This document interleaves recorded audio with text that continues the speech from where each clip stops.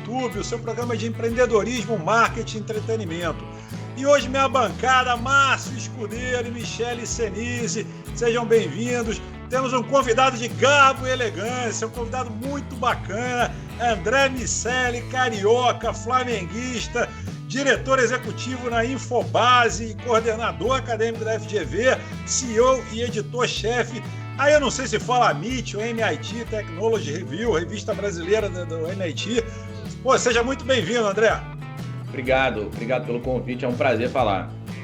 Legal, André. Bom, só antes da gente começar, minha bancada começar aqui a dar o manual do YouTube, eu vou passar rapidamente. O André é tecnólogo, foi, né, formação tecnólogo em processamento de dados, foi 2 MBA, gestão de negócio e marketing, programa de extensão Balance Scorecard, no Instituto de Economia da UFRJ, mestre em administração com ênfase em sistemas de informação, participou do programa de negociação na Harvard Law School e também no programa de gestão, inovação e tecnologia no Instituto de Tecnologia de Massachusetts, autor, professor, consultor, palestrante, flamenguista e carioca e por aí vai.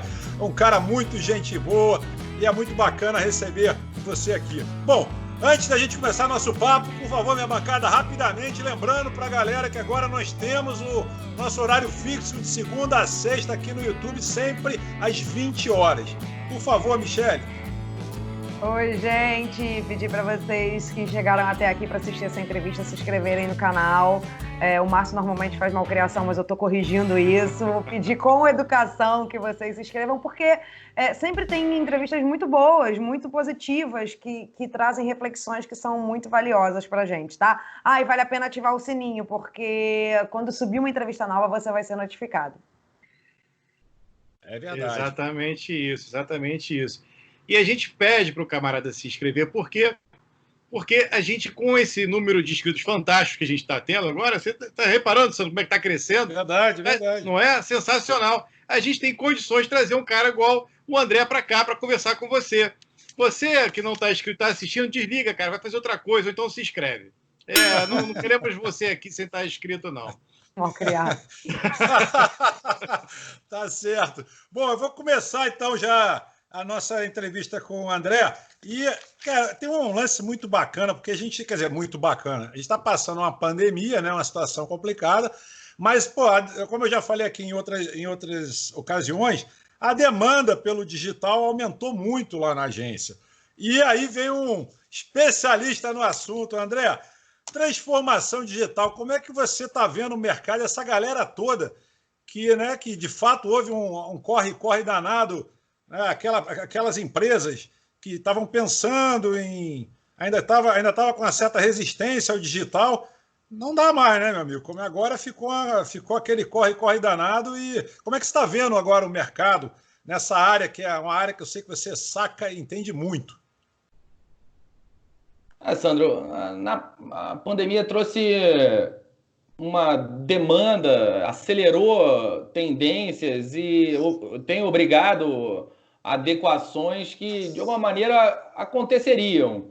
A diferença é que agora elas estão acontecendo meio que todas de uma vez e com uma pressão muito mais forte, porque não fazer nada significa parar, tanto no que diz respeito a adequações internas, como foi o caso do home office, quanto no que diz respeito à comunicação e a relação com o cliente final, como é com as plataformas de e-commerce. As empresas não têm mais tantas escolhas. Durante algum tempo, elas puderam adiar essas medidas. Sem dúvida nenhuma, esse momento chegaria, mas agora essa escolha acabou. O grande problema que eu vejo lá na agência, André, é como lidar com o cliente com a falta da perspectiva. A perspectiva do novo normal, sei lá, eu não gosto muito dessa palavra, ou a grande parada, como queira, mas que as autoridades sempre colocam, né, quinzenal, daqui a 15 dias tudo volta.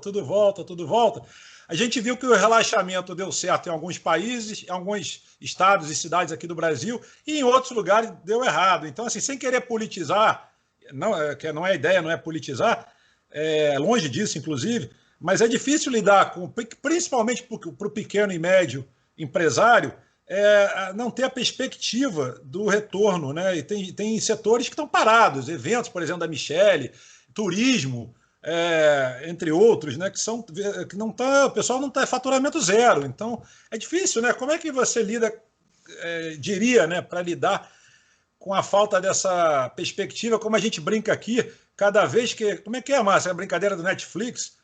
Um a pandemia. episódio, a pandemia temporada parece. nova. agora vem a terceira temporada, já estamos na 15ª, cara. E o negócio não acaba. Parece exatamente um seriado da Netflix que toda hora vem uma temporada nova. Minha preocupação é mais com pequeno e médio, porque o grande, né, a gente sabe que tem mais recursos, dá para sobreviver mais, apesar que tem também empresas quebrando grande. Mas e o pequeno e médio empresário, né? Como é que se vira com essa falta de perspectiva? A gente não vai ter um dia D de retorno, né? A gente não vai religar as máquinas. As coisas vão acontecer gradativamente e a demanda, que hoje em dia é uma demanda reprimida, ela existe em diversos setores, inclusive nesses que estão parados. Tem muita gente querendo viajar, tem muita gente sedenta por eventos, por programas culturais. Enfim, todos esses segmentos que efetivamente pararam completamente, eles vão voltar, ainda que num aspecto diferente.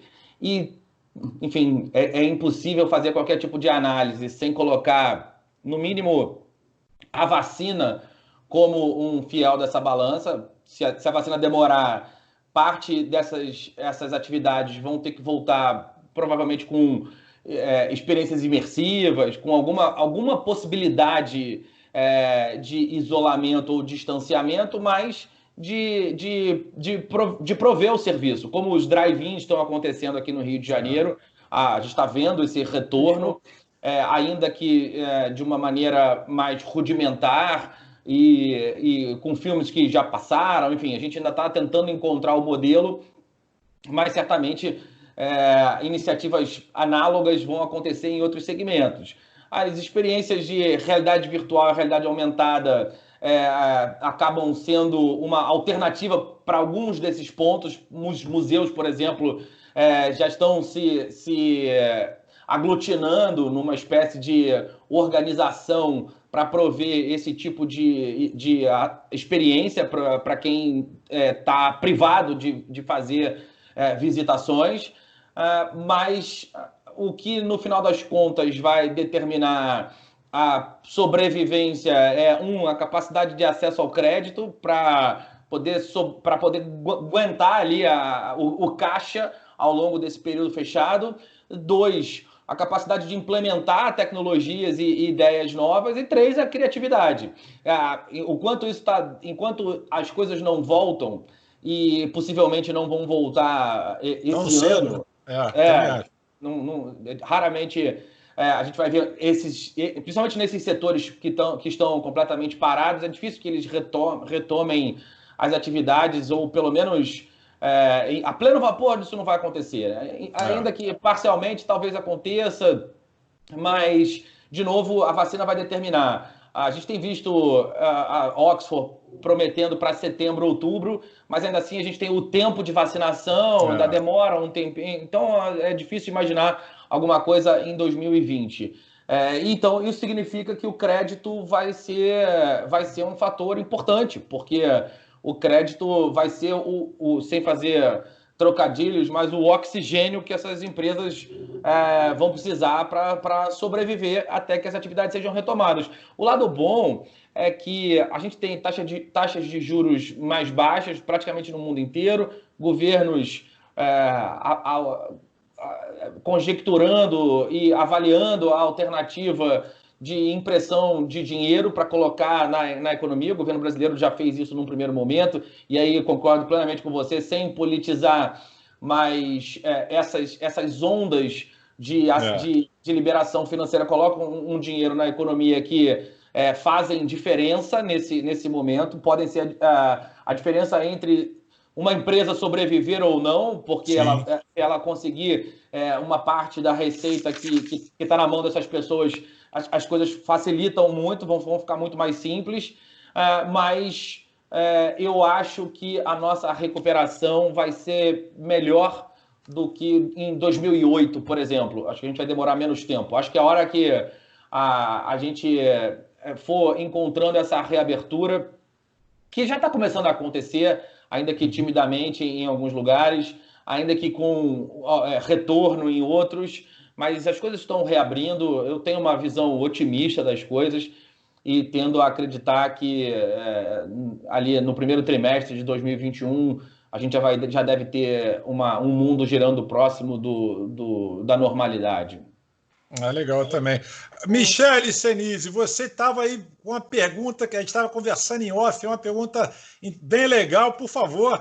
Você é a única vascaína da bancada, inclusive, você tinha que ter a prerrogativa da... Sim, eu sou a única sábia dessa bancada, né? Evoluída. Tô brincando. Na verdade, sim, eu tenho essa pergunta que eu queria fazer, mas antes eu só queria acrescentar uma coisa que o André falou. Quando você falou em criatividade, logo me veio na cabeça uma matéria que eu li ontem ou anteontem, de uma papelaria pequenininha no interior de, sei lá onde, São Paulo, talvez, que fechou com a pandemia, e aí o dono, um senhorzinho que tem netos, rapidamente olhou para a situação dos netos em casa sem ter o que fazer e falou para a filha, que ajuda a tocar a papelaria, vamos fazer kits de entretenimento infantil. E ele começou a criar kits com lápis de colorir, com giz de cera, com revistinha e, enfim, outras coisas, com itens para fazer massinha de farinha, foi reinventando. E ele faturou tão bem, que ele não sentiu... Com a ajuda da redução de custos que ele fez, né, por causa da situação, assim, negociou o aluguel, o salário dos funcionários, ele não sentiu tanto impacto. Então, assim, só reiterar o que você falou, a criatividade é o que vai direcionar aí a galera. Mas a pergunta que eu queria fazer, André, é sobre a notícia que saiu há um tempo, que eu vi que você até falou no Instagram, sobre a internet via balões estratosféricos, e isso me impressionou muito, assim, a gente não tem ideia das possibilidades, né? O objetivo é levar a internet para as áreas mais carentes, para as áreas mais inacessíveis, e eu queria saber se você acha que, assim, o futuro está nesse caminho, as antenas vão acabar caindo por terra, mais lá na frente a internet vai chegar só dessa maneira. Queria que você comentasse um pouquinho sobre isso. Assim, existem alguns eventos que podem mudar completamente essa questão de acesso. O Elon Musk está num projeto de internet via satélite, que é uma extensão desse conceito do balão, ainda que com uma arquitetura um pouco diferente, mas que dá para fazer uma analogia. E ali a gente teria uma possibilidade de cobertura total do planeta. Tem uma outra alternativa também, que é usar eletricidade para transmitir o sinal, e isso também facilita, porque onde chega a luz, chega sinal de internet. Então, a gente tem alternativas, os balões certamente não vão ser uma solução de longuíssimo prazo, mas eles podem e são, na minha opinião, uma belíssima solução de curto e médio. Um dever social dessas empresas e também um bom negócio que outras pessoas tenham acesso. Então, chegar em zonas mais carentes, em zonas onde a gente não tenha sinal nos meios que hoje em dia a gente usa, que são a fibra ótica, o cabo, em alguns casos o rádio, a gente tem sim uma determinada restrição geográfica e, evidentemente, pela característica do mercado, de quem provê esse serviço, uma possibilidade, no caso de colocar dentro da energia elétrica, de colocar via satélite, de redução de custo, porque a competição vai fazer naturalmente que esses preços diminuam. E isso é, obviamente, extremamente saudável, principalmente para as populações mais carentes, que não têm essa possibilidade hoje em dia. Acho que essa é uma tendência, sim. A gente vai ter que buscar novas alternativas, como eu falei, por razões sociais, claro, mas por questões de negócio, de mercado mesmo. As empresas que estão nessa corrida, elas fazem os estudos e fazem quando a Alphabet coloca, né, que é a dona dos balões, ela coloca porque sabe que vai ter mais gente usando os sites e soluções que fazem parte do seu ecossistema, e com isso ela vai vender mais. É absolutamente justo que isso aconteça, que ela ganhe dinheiro por isso, porque está fazendo um investimento, e bom para as pessoas que vão naturalmente ter acesso a mais conhecimento, ter acesso aos benefícios que a rede pode trazer, e vão ter esse acesso barateado justamente pela questão da competição. Legal. Perfeito. Márcio Escudeiro, você aí que está com um semblante sério, eu sei que você é um entusiasta do assunto. Então, por favor, você, né, que é o CEO do Flico, já fazendo um merchan aqui. Obrigado, um merchanzinho de leve, vai lá. Não, a pergunta era nesse sentido, né? A gente vê essas movimentações. O Richard Branson também, lá com a Virgin, está fazendo alguma coisa nesse sentido. Isso é muito legal, porque uma das coisas que a gente percebeu é que, sim, as empresas tiveram que se reinventar, se estruturar no mundo digital. Acho que não tinham nenhum contato ali no mundo digital, tiveram que ter, e as que já tiveram que ampliar ou melhorar, enfim. Mas a gente teve um gargalo também de infraestrutura, principalmente aqui no Brasil. Isso aconteceu fora do país também, não foi só aqui não, né? Muitos gargalos, até às vezes não era nem por causa da situação da banda não ser o suficiente, mas é que houve mudança de local. Então, assim, centro da cidade, que era um lugar que consumia muitos dados, parou de consumir e isso foi transferido para outros pontos. Então, existe também, André, eu queria até te ouvir nesse sentido, uma necessidade muito grande de uma reestruturação da tecnologia nesse sentido, né? De quem fornece, quem provê esses dados. Você já viu alguma movimentação nesse sentido? O país está se mobilizando numa legislação que permita uma ampliação dos nossos fornecedores? Está acontecendo esse movimento ou isso ainda está parado? Deveria, na minha opinião, acelerar esse processo, uma vez que a gente, nesse novo mundo que parece surgir cada vez mais rápido, a coisa vai caminhar para isso aí mesmo, né? A gente evoluiu um pouco nesse sentido. O leilão do 5G foi adiado algumas vezes, foi adiado de novo agora para 2021. Verdade.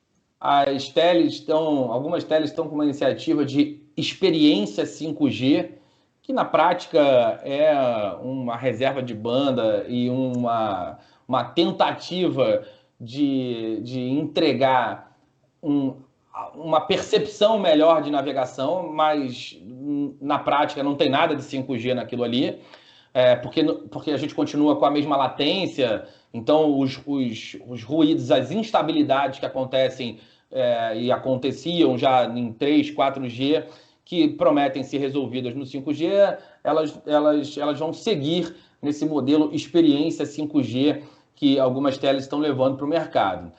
Na prática, de novo, uma questão de falta de competição. Acho que essa é uma questão importante, sem dúvida.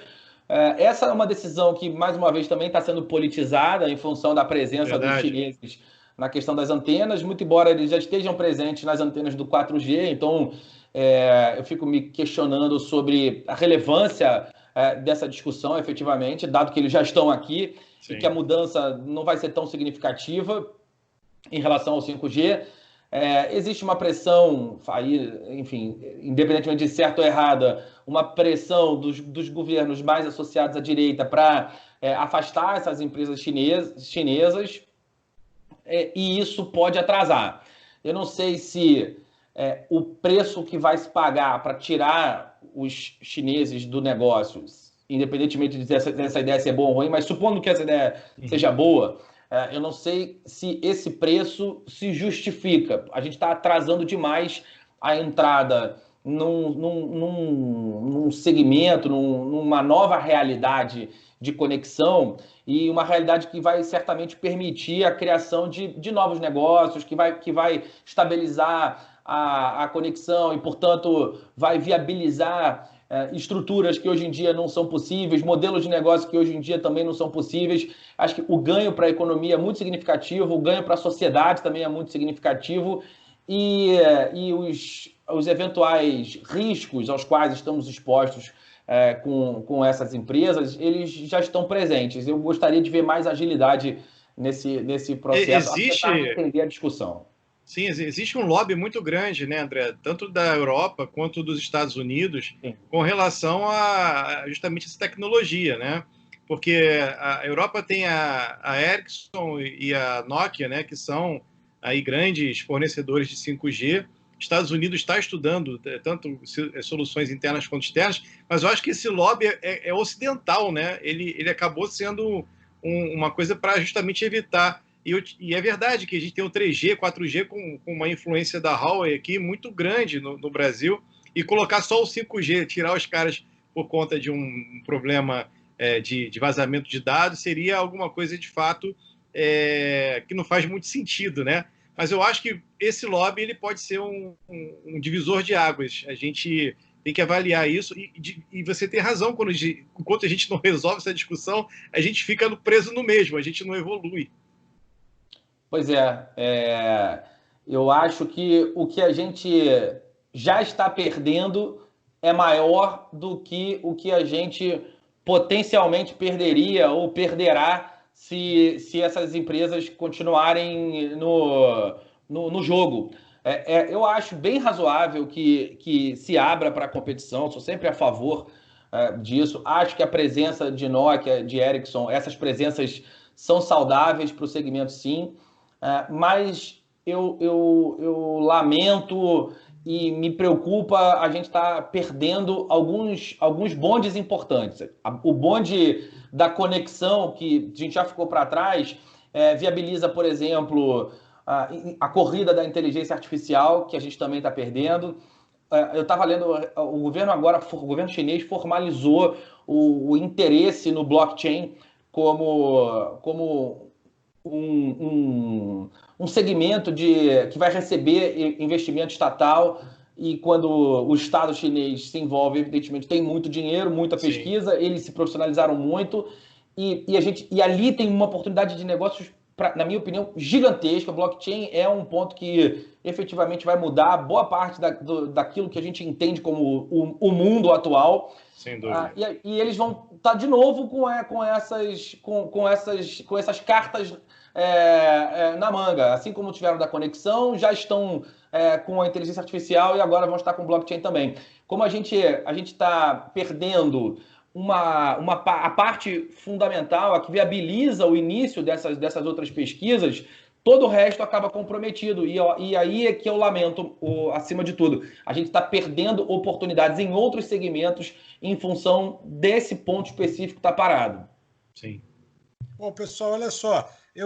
Engraçado, eu ia fazer uma pergunta, comentar aqui sobre home office, que o André ele indicou um artigo no LinkedIn, e ele diz que cerca de 70% das empresas brasileiras vão manter alguma modalidade de home office quando a pandemia acabar. E aí o André sugere para que você leia o artigo completo, ele deixa o linkzinho do artigo. Quando você clica no link, o link avisa que, de acordo com a Lei Geral de Proteção de Dados, ele informa que tem uma parceria com o Cookie, que ele vai coletar alguns dados.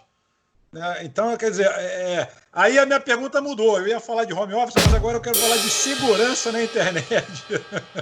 Porque, olha só, para eu ler a matéria, eu preciso dar o ok, eu preciso aceitar esses cookies.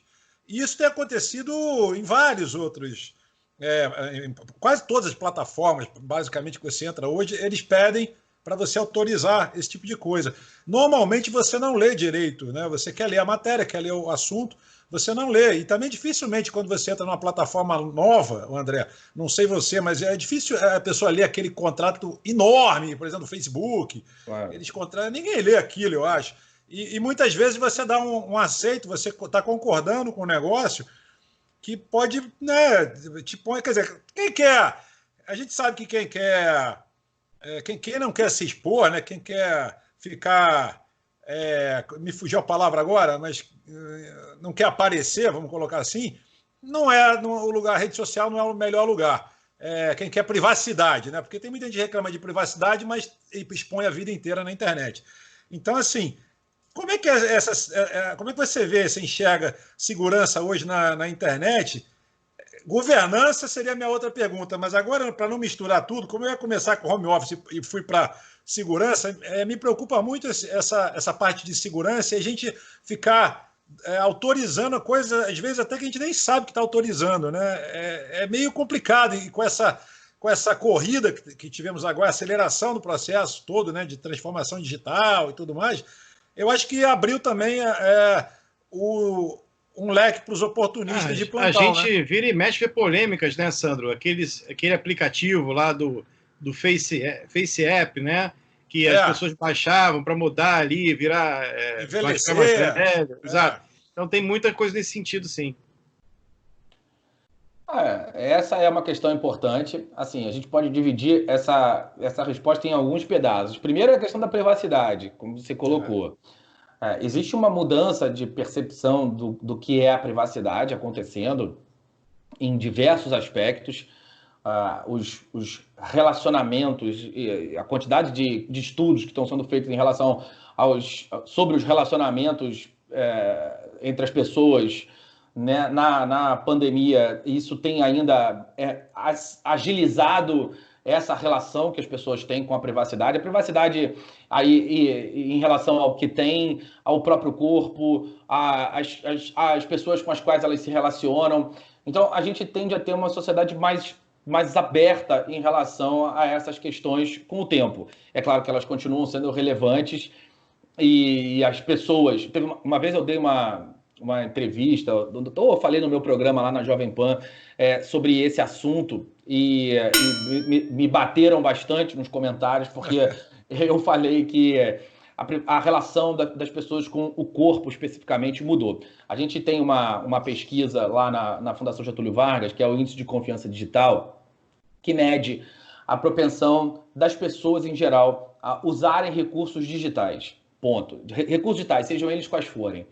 E desde o início, o público que se mostrou menos otimista em relação ao uso, o que não significa que eles usam menos, significa só que eles são menos otimistas, simples assim, que entendem os problemas que os meios digitais podem trazer, foi o público 15 a 17.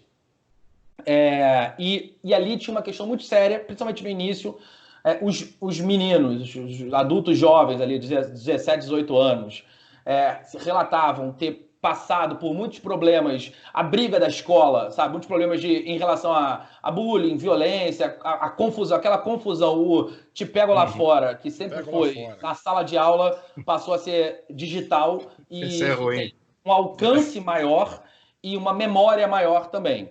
E as meninas muito preocupadas com a questão do corpo, a privacidade do corpo. Mas, apesar dessa preocupação, todos os dois lados falavam que é uma preocupação que, se a gente medisse com o ano anterior, ela vem diminuindo.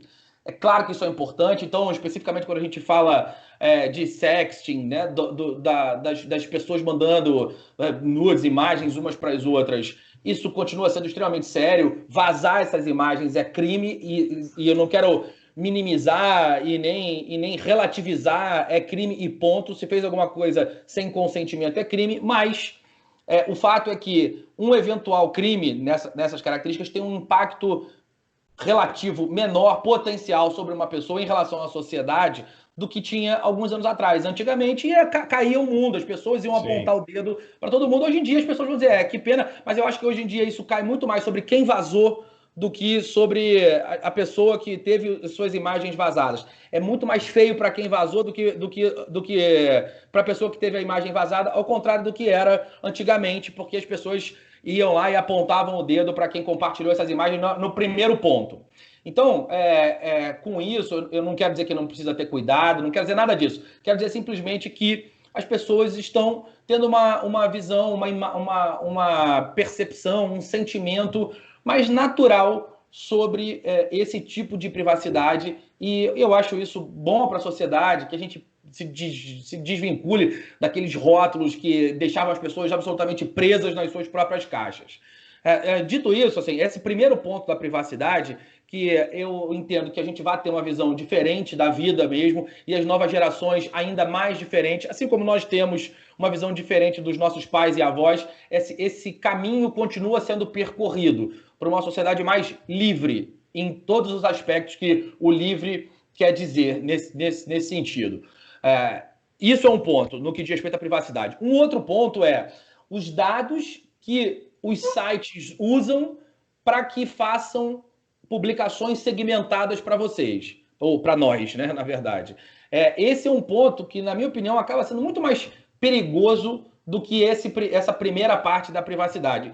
Quando o Facebook, quando o Google publicam segmentado, ou seja, publicam maximizando as chances da gente gostar de um conteúdo, cria uma estrutura de construção de bolha que é famosa, mas que é muito séria. O fato das bolhas serem famosas não as tornam menos relevantes, menos importantes. Com certeza. E isso é muito sério, essa questão de empobrecer o debate e o diálogo é muito sério também, de ficar muito mais ratificando as nossas próprias ideias do que expondo ideias novas para que a gente tenha um pensamento mais amplo, para que a gente mude de ideia, o que é muito proveitoso em muitos momentos. Quando esse tipo de assunto acontece, a questão da privacidade é ainda mais séria. Tem um documentário, a gente está falando de Netflix, o documentário Privacidade Hackeada, Netflix, é muito interessante, mostra todo o movimento que o Alexander Nixon, na Cambridge Analytica, fez na questão do Brexit, do Trump, e aí, de novo, independentemente de lado, e aqui no Brasil a gente teve uma eleição onde os dois lados fizeram muito sobre isso, inclusive foram investigados, um lado foi punido, então a gente tem muito sobre esse assunto. Isso é muito arriscado. Então, a gente está vendo, vai ver, né, em 2 anos, o fim da utilização de cookies por terceiros. Então, a gente deve ver mais logins, como Google e Facebook não vão ter que mudar a sua estrutura de cessão das informações que estão nos seus cookies. As empresas vão naturalmente criar as suas próprias ilhas e a gente vai ter que fazer logins mais vezes, deve diminuir o uso do login via Facebook, porque os dados não vão poder mais ser usados, não vão ser liberados no mesmo formato. E isso deve tornar a nossa experiência de navegação, num primeiro momento, mais interrompida, porque a gente vai precisar ficar criando logins e fazendo logins em todos os sites pelos quais a gente navega, mas, por outro lado, deve diminuir um pouco desse compartilhamento de informações. Existe um projeto, até no MIT também, que o Tim Berners-Lee, ninguém menos do que o Tim Berners-Lee, está capitaneando, que é o SOLID, que é o Social Linked Data, que é a ideia de deixar os dados para a pessoa. Então, ao invés dos seus dados estarem no LinkedIn, estarem no Facebook, no Google, na Amazon, todos os dados vão ficar armazenados, todos os dados sobre os indivíduos vão ficar armazenados numa base de blockchain e vão fazer parte... e vão pertencer, a cada indivíduo. E aí, quando você entra no site, você determina o que ele vai acessar sobre você. Os sites vão precisar, de alguma maneira, comprar essas informações.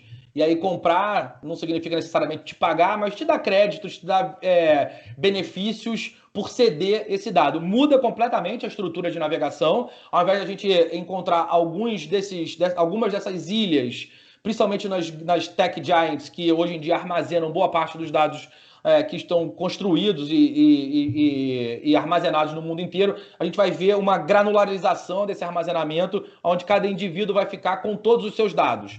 É bom para o indivíduo, porque ele passa a ser senhor das informações que vai ceder, e talvez seja bom para as empresas também, no segundo momento, porque elas vão poder acessar dados que hoje em dia são restritos. Então, se você está no conglomerado Amazon, a Amazon não sabe o que você acessa de conteúdo no Facebook e vice-versa. Se tudo isso estiver numa base de dados sua, você determina o que vai ler e talvez eles consigam fazer sugestões ainda mais precisas. No final das contas, essa estrutura inteira existe para dar precisão ao conteúdo que cada uma dessas empresas te entrega. Quando ela tiver uma visão mais ampla sobre você, ela vai poder também dar conteúdos melhores. Sim, eu queria aproveitar aí o que você disse e, de fato, é algo que eu acredito, a gente precisa primeiro, dar segurança para o usuário, né? Segundo, dar ele... E aí que está o contraponto. Essa questão de você eliminar da rede social, né, a conservação dos dados, ali, aquela identificação do usuário, é uma coisa que hoje a gente está discutindo, falando agora no Congresso Nacional sobre liberdade de expressão, e o Congresso está indo justamente no contrário do que a gente está conversando aqui. Né? O que eles querem é justamente que as pessoas se identifiquem cada vez mais, que elas, inclusive, cheguem ao ponto de dar ali o CPF, tudo que for possível, né? Para se colocar ali de maneira nua e crua, exposta para qualquer tipo de investigação, que não precisa nem ser motivada por algo muito importante, né? Ela pode ser de uma forma totalmente voluntária e sem nenhum tipo de necessidade jurídica, né? Quer dizer, qualquer um pode startar uma investigação contra uma pessoa por conta de algo que ela tenha falado.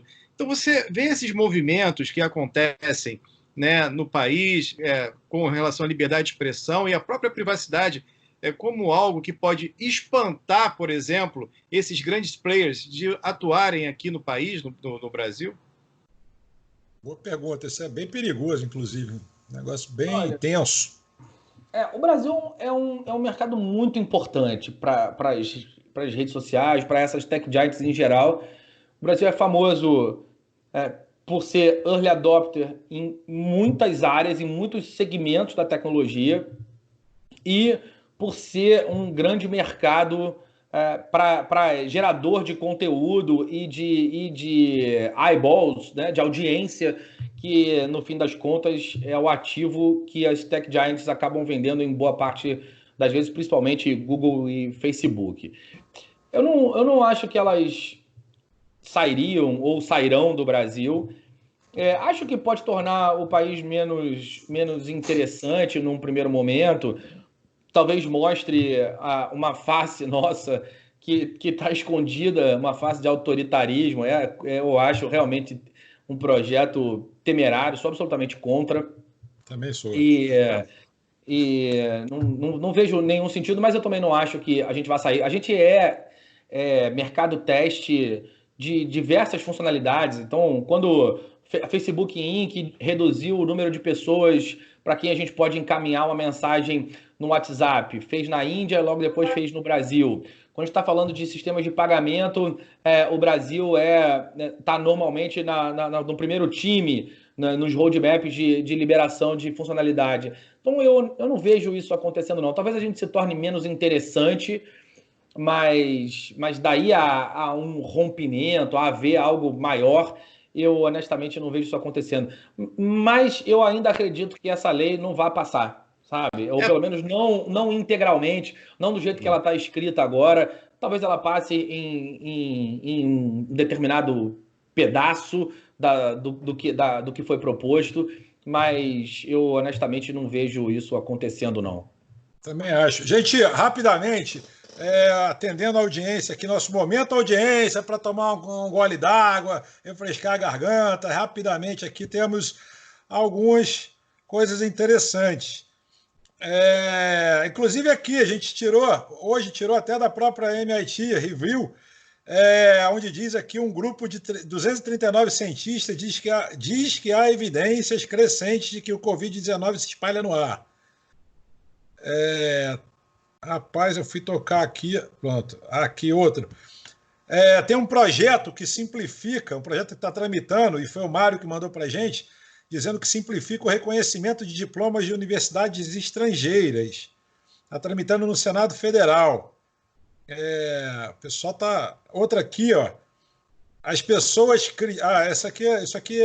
essa frase não é da pessoa que mandou, do João, mas eu já ouvi essa frase aqui. As pessoas acreditam no líder antes de acreditar na ideia. Valeu, João. E tem uma outra aqui bem legal que eu separei, só que eu perdi, gente. Acontece. Aqui é o seguinte, até a gente está na nossa plataforma no Facebook e no Instagram, @MEVC, mudar dói, ficar como está dói. Escolha uma das dores e pare de reclamar. Essa é sensacional, achei bem bacana, pessoal, a gente até aproveitou. Verdade. Então, quer dizer, se vai doer, amigo, escolhe logo e não perturba. E eu vou deixar a Michelle está mais quietinha aí, ela pode depois falar que a gente está fazendo bullying com ela para ela ser vascaína. Michelle, por favor. Estou esperando o Márcio parar de falar e me dar uma oportunidade de falar. Tá vendo? Pode vir o bullying. Ô, André, você contou pra gente que em algum momento aí você apanhou um pouco nos comentários por causa de um posicionamento seu, e aí logo me atentou para esse lance dos haters, né? Que são, enfim, cada vez mais. Boa pergunta que eu ia fazer. Aí, como a gente Não, assim, esse lance os haters são cada vez mais presentes. Eu não sei se eu tenho uma síndrome de poliana, eu não sei o que é, mas eu meio que atribuo a falta de maturidade para usar a plataforma, usar a internet em si. E aí eu queria saber, assim, se você também enxerga, tem essa visão, acha que é um pouco disso, ou se você acha que está mais ligado ao poder que a internet te dá, né? De você falar o que quer, de você ser quem você quiser, de você, enfim, não ser, né, questionado. Eu queria saber sua opinião. Eu queria botar uma cerejinha aí, rapidamente, aproveitando a pergunta da Michelle. Também, além dos haters, o papel das redes sociais vem mudando de uns anos para cá, porque nós temos hoje a cultura do cancelamento, além dos haters, polarização forte política e fake news.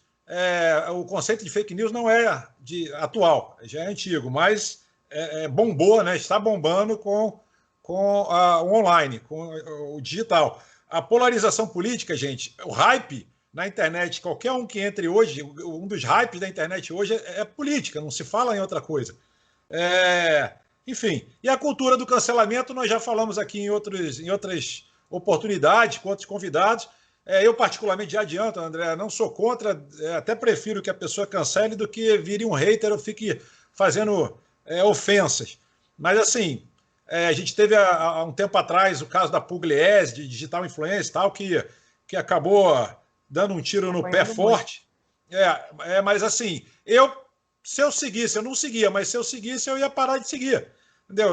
Para que perder seu tempo, de ficar xingando a pessoa, gente? Enfim. Com a palavra você, eu dei a cereja do bolo aí, mas eu nem lembro da pergunta da Michelle qual era, mas eu botei a cereja aí para a gente falar. André, lembra? O que eu acho, assim, eu acho que. Vou dar um passo atrás para poder te responder, Michelle. Assim, vou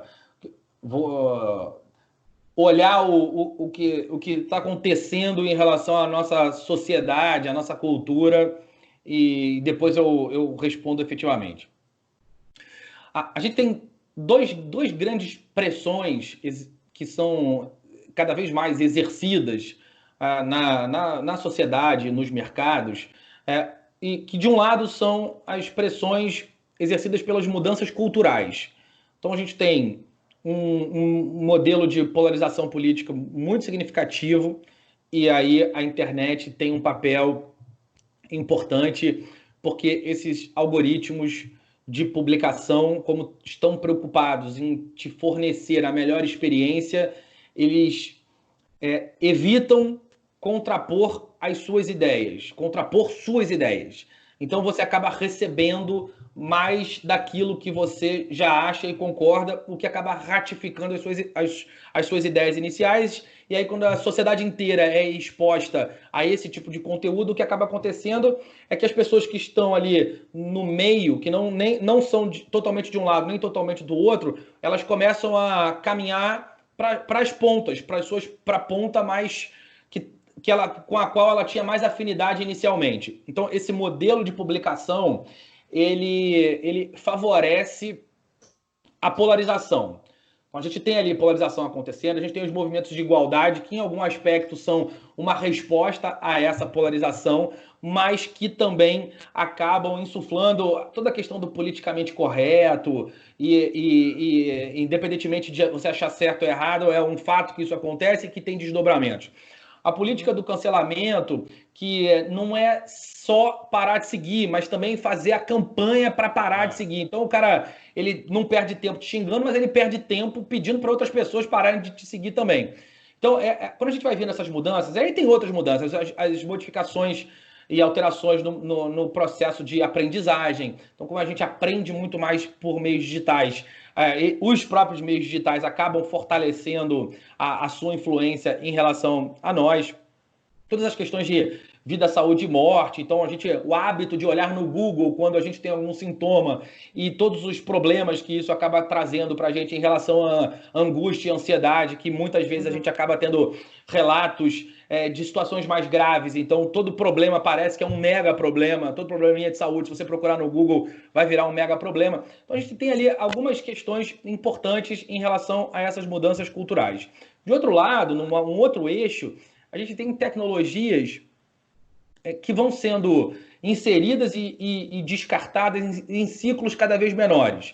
Então, os celulares, a realidade virtual, a realidade aumentada, blockchain, inteligência artificial, tecnologias de social, enfim, um conjunto de tecnologias que é um conjunto maior do que aquele que a gente tinha contato até 10 anos atrás. Todas essas tecnologias já nascem com um impacto na sociedade, um impacto em relação ao número de usuários que é muito maior do que o que a gente via há algum tempo. Normalmente, essas tecnologias nasciam no mercado corporativo e, aos poucos, elas iam sendo transferidas para a sociedade. Hoje, muitas vezes, ao contrário, elas nascem na sociedade e, aos poucos, são absorvidas pelo mercado corporativo. Então, dito isso, esse panorama faz com que todo o processo de validação, de discurso de ódio, independentemente de ser maduro ou não,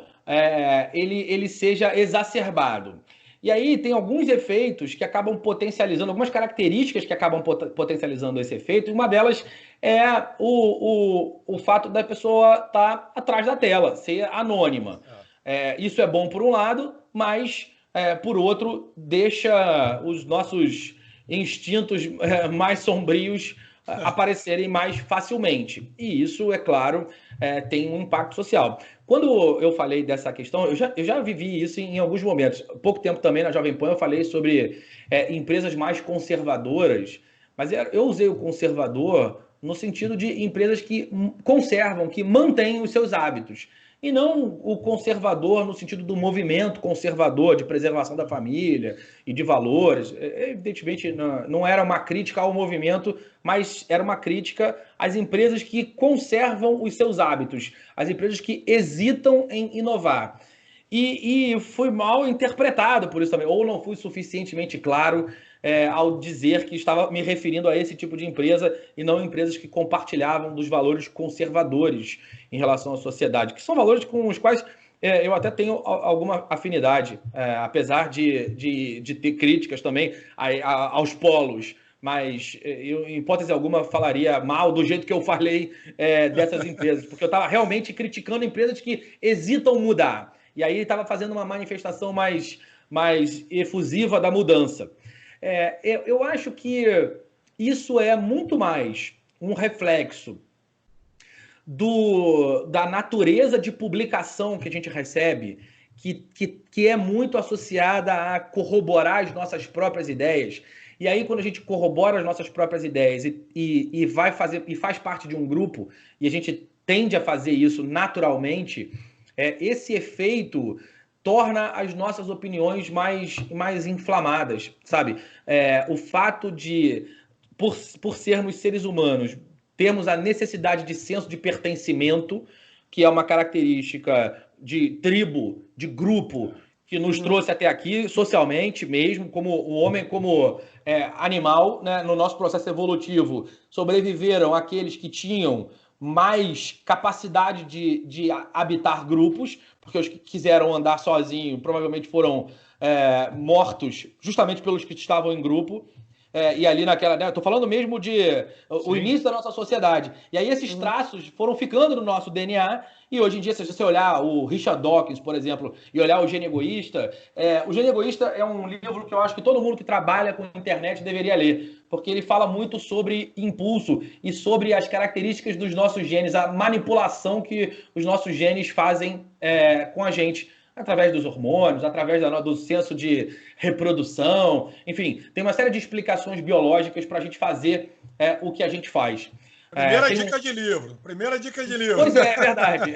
Bom, então vou emendar logo na segunda. Tem um psicólogo israelense, que é o Dan Ariely, que fez o livro, que escreveu o livro Previsivelmente Irracional, que fala um pouco sobre isso também. São livros que não estão necessariamente no radar de todo mundo que trabalha com internet, mas que, como o nosso trabalho, a nossa missão como profissionais de digital é fazer, melhorar as experiências das pessoas e fazer com que elas estejam envolvidas com as nossas organizações, essas visões que estão muito associadas às características humanas são importantes. Então, eu acho que, nesse caso específico, para responder a sua pergunta, o desejo de grupo acaba sendo um motivador importante. E aí, para sobressair no grupo, que também é uma outra característica que Dawkins falaria, os animais buscam sobressair no grupo, em última instância por causa de reprodução. Para sobressair no grupo, a gente acaba vendo pessoas que buscam aparecer ali naquele grupo. E, nesse caso, o cara aparece batendo mais forte, tendo discursos mais inflamados, opiniões mais rígidas,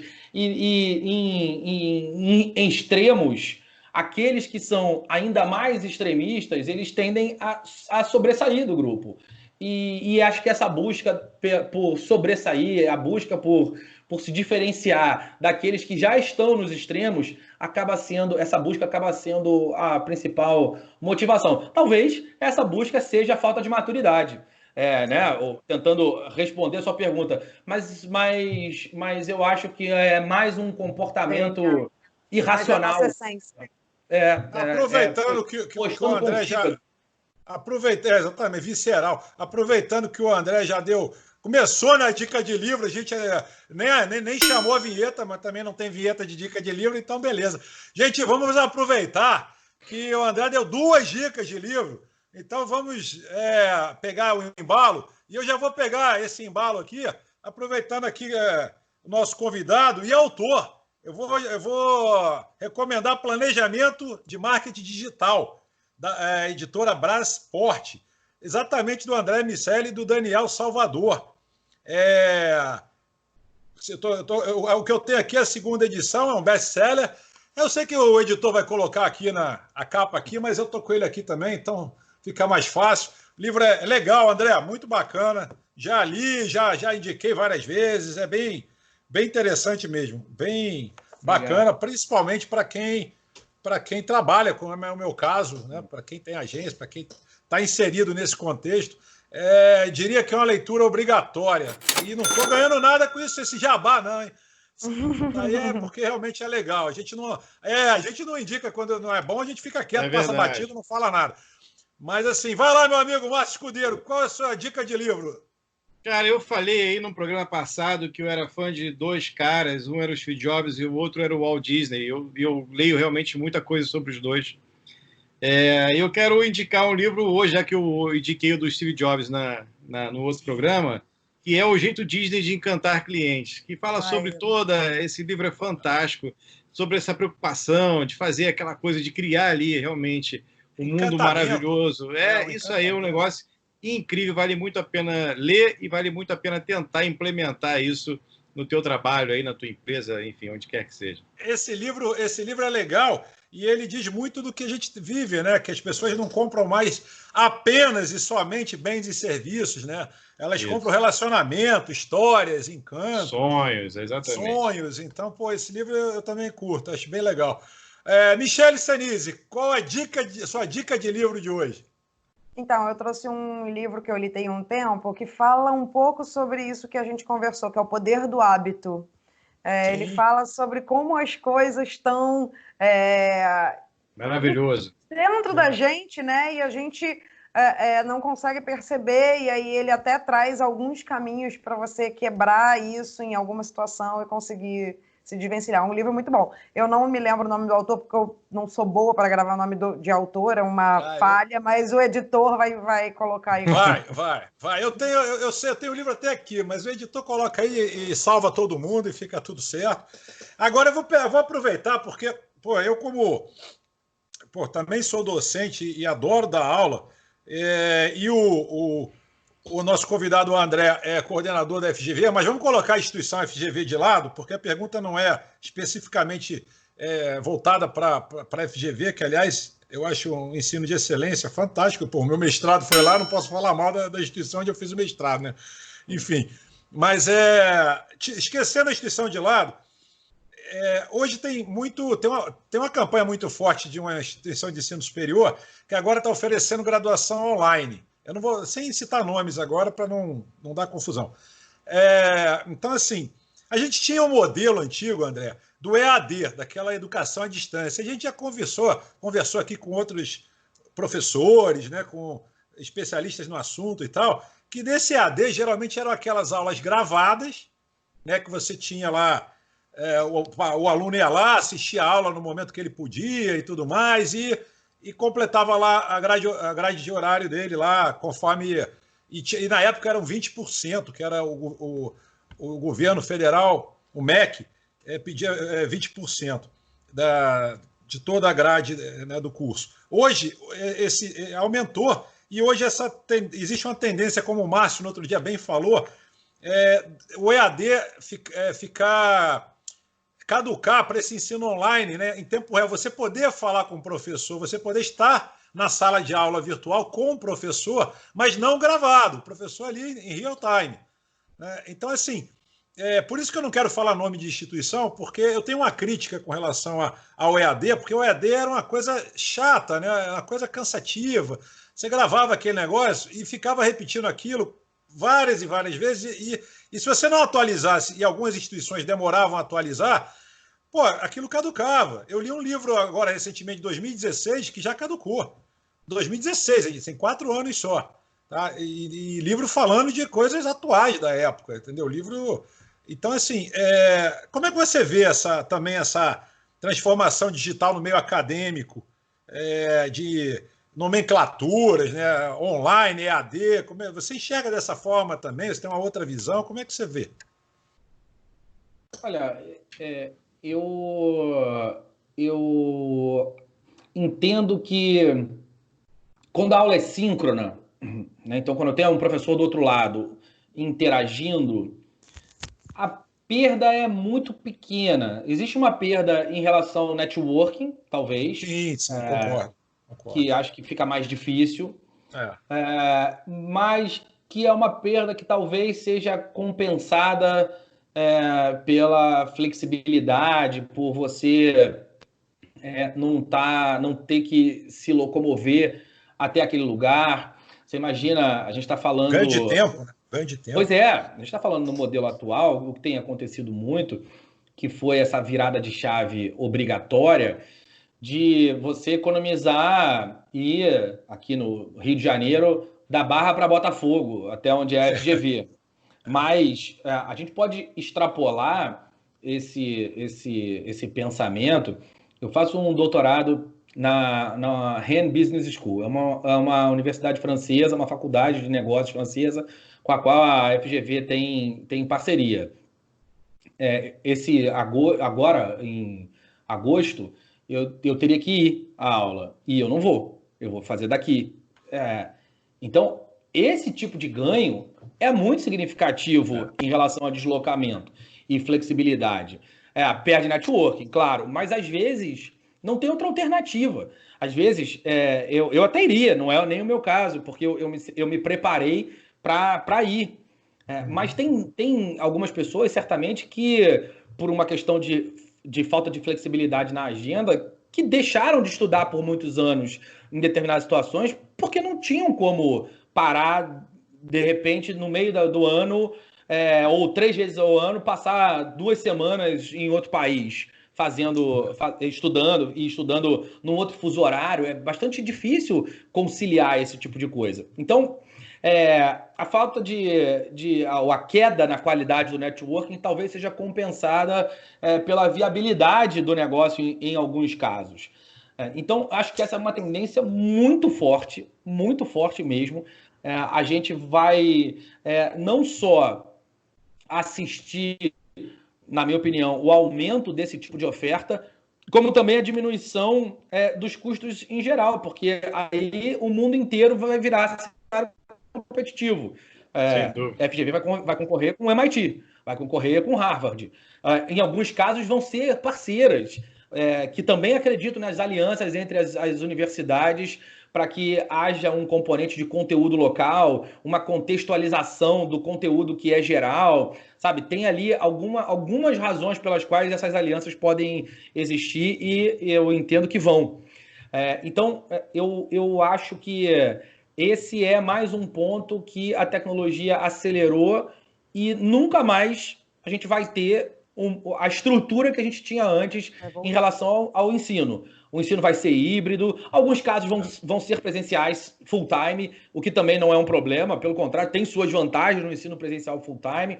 É um modelo híbrido, onde a gente vai ter uma aula presencial sendo gravada para que as pessoas que não puderam estar ali naquele momento, elas possam, gravada não, sendo transmitidas, para que as pessoas possam interagir sem necessariamente estar lá e sem necessariamente ter ido. Imagina, você está num dia muito complicado no teu trabalho e falar, hoje eu não vou conseguir ir até o meu MBA, que é ali a 40 minutos de distância de onde eu estou. Mas hoje eu vou ligar e vou ficar aqui. Na aula que vem, eu vou para lá, porque aí eu tenho o melhor dos mundos, porque nem sempre eu vou ter um problema com deslocamento, e ali eu posso fazer o networking, que é, sem dúvida nenhuma, um dos principais benefícios que uma escola de excelência pode te dar. Esse modelo híbrido, para mim, é o modelo que deve acabar vencendo. E aí é um modelo híbrido que permite essa coexistência e, além de tudo, é gravado para a pessoa que realmente naquele momento não pôde estar lá, para a pessoa que estava doente poder obter o conteúdo depois. Quando você começa a agregar esse tipo de informação e esse tipo de possibilidades, você vai realmente agregando muito valor à tua oferta. E os professores vão aprendendo também a lidar com isso de uma forma mais talentosa, mais cuidadosa, certamente várias pesquisas vão começar a ser feitas para potencializar todos os métodos de ensino à distância. Então, eu acho que a gente tende a ganhar muito com a utilização desses recursos, com a quebra de paradigma, o que é uma questão importante também. Eu vi muitos alunos, num primeiro momento, reclamando muito quando a gente virou a chave. Lá na GV, a gente deu a possibilidade de trancamento para quem quisesse trancar o curso, enfim, tranca a disciplina sem custo, tem ali alguns benefícios, mas as aulas continuaram. E a galera que optou por continuar o curso, em sua imensa maioria, foi positivamente surpreendida, porque a experiência é muito próxima. Nesse caso, especificamente, onde as redes de relacionamento já estavam montadas, o networking meio que já estava desenhado, aí então eu acho que a galera viu muitos benefícios. Para as turmas que estão começando agora, eu acho que quando voltar, elas vão ter a parte do networking que hoje em dia elas não estão sem. O networking, imagina, né? As pessoas se reúnem pela internet, se conhecem pela internet, se casam depois de se conhecerem pela internet. Claro que elas podem fazer networking pela internet também. Inclusive isso as pessoas vão aprender que dá para fazer networking também. Mas o olho no olho, nessa fase de transição, ainda é muito importante, né? É relevante, e acho que a gente precisa criar condições para que o melhor de cada mundo seja entregue. Eu, particularmente, como professor, eu gosto de estar em sala de aula. Já tive poucas experiências de dar aula online, e realmente é uma adaptação, é diferente. Você está andando na sala, é bem diferente do que você está falando numa câmera, mas é o que você falou, a adaptação, as coisas vão seguindo o seu rumo. A gente estourou o tempo, só para avisar para vocês, meus amigos, que nós estouramos o tempo em praticamente quase 4 minutos. O papo foi bom demais. O papo é bom demais, assim, passa quando olha no relógio, estourou. Então eu vou pedir para que a minha bancada faça suas considerações finais, deixando o nosso convidado, o André Miceli, encerrando esse programaço de hoje. Peço também para que não deem palestras, meus amiguinhos de bancada, vocês adoram palestrar nesses finais, fechar, né, o grande finale e tal. Peço para que sejam mais sucintos, para a gente não deixar o gostinho de quero mais e poder, na outra oportunidade, trazer o André aqui de novo. Por favor, ladies first. Muito obrigada, Sandro. Eu uso esse tempo sempre para agradecer o convidado que veio aqui bater um papo com a gente, que entregou seu tempo para a gente, que entregou seu conteúdo, que trocou ideia. E assim, André, muito obrigada, foi ótimo. Reflexões muito positivas. Obrigada por você ter vindo aqui. E para a galera que assistiu até o final, não tem motivo para não curtir esse vídeo e recomendar para um amigo aí que possa se interessar por esse assunto, porque o programa foi muito bom. Obrigada, viu, André? Brigadão. Eu que agradeço. Obrigado a você. Meu amigo Márcio Escudeiro, você que é o rei da simplicidade nesse momento agora, é o rei de ser sucinto. Aí, diretamente de Manhattan, porque parece que você está em Manhattan aí, né? Hoje está em Manhattan. Manhattan fake news, né? Mas hoje eu vou falar rápido, porque passou realmente aqui do tempo, eu não vou poder contar aquelas histórias gostosas que eu gosto de contar nesse momento onde o Sandro fala para a gente ser sucinto, né? Mas quero agradecer ao André, foi um papo maravilhoso. Quero aproveitar também esse momento pequenininho, mas importante, para fazer um jabazinho. O André falou uma coisa que eu acho fundamental, um problema que ocorre nas redes sociais. É bom para quem gosta, né, daquela coisa de ter ali a própria galera, todo mundo falando aquela mesma coisa, mas eu concordo que as bolhas são terríveis, até para o desenvolvimento intelectual das pessoas, porque elas só escutam um lado, cara. Elas perdem a capacidade de ter aquela pluralidade de ideias sobre a qual a gente fala tanto aqui no programa. E dizer para vocês que tem hoje assim, algumas iniciativas, a Flicus é uma delas, entra lá, vai conhecer, é bacana, e agradecer ao nosso convidado, muito, muito, muito bom programa. Foi aí um prato cheio para você que está assistindo a gente. Valeu. André, aproveitando também, já agradecer para deixar você terminar, né, o nosso grande finale. Então, valeu pela participação, pô. Brigadaço, programaço e brigadaço, né? Até rimou. Mas muito bacana mesmo. Portas abertas, quando quiser voltar. Aliás, já está feito o convite aqui no ar. E, pô, bacana. É muito legal poder ter essa troca com pessoas que trazem realmente conteúdo relevante aqui para o M. Brigadão. E tá com você agora para encerrar o programa de hoje. Imagina, eu que agradeço. É um prazer vocês me permitiram fazer considerações que acho que são e dar respostas, depoimentos que acho que são fundamentais, principalmente no que diz respeito à pluralidade.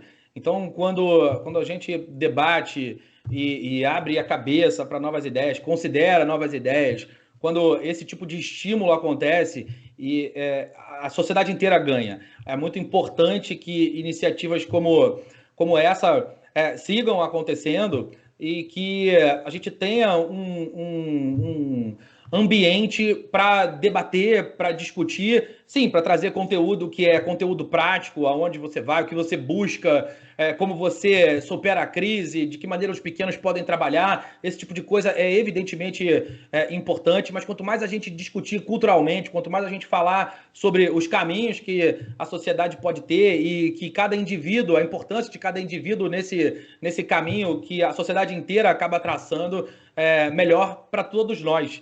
Eu que agradeço o espaço e as perguntas que vocês me fizeram. Gente, valeu, André. Valeu, Michele Senise, Márcio Escudeiro, programaço. Obrigada, gente. Grande abraço. E lembrando, pessoal que está aí do outro lado da telinha, M aqui no YouTube de segunda a sexta-feira, agora com horário, a partir às 20 horas, gravado, sempre um programa novo, que bacana para você. Valeu, pessoal. Obrigado, galera. Até a próxima.